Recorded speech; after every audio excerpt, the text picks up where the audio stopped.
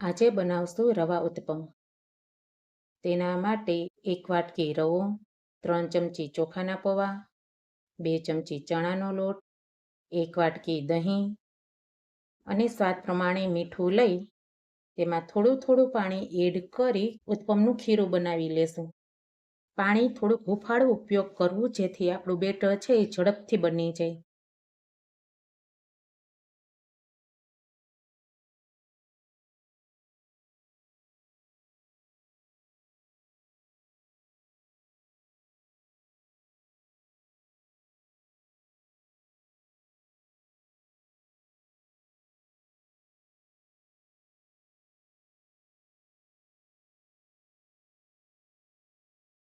ખીરું આપણું રેડી છે, તેને ઢાંકી 30 મિનિટ રહેવા દેશું.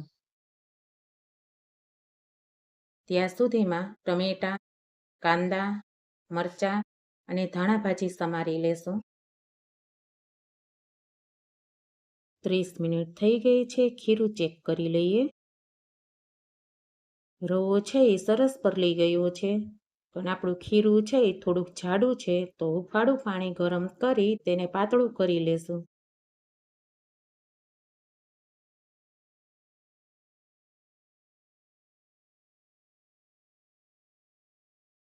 ખીરું આપણું રેડી છે. હવે તવી ગરમ કરી તેમાં તેલ લગાવી ખીરું પાથરી દેશું.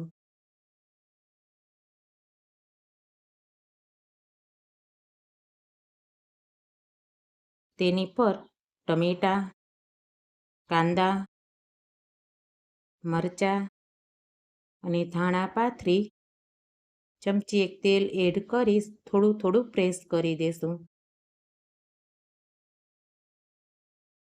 ઉપરથી સાંભાર મસાલો ભભરાવી તેને ઢાંકી 2 થી 3 મિનિટ ચડવા દેશું.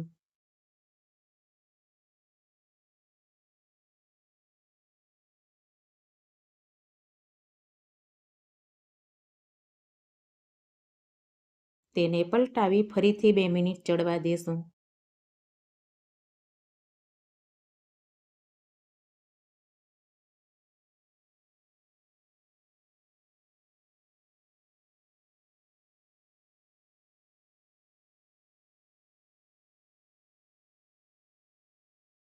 ઉત્પમ આપણા રેડી છે. ટમેટા સોસ સાથે સર્વ કરશું.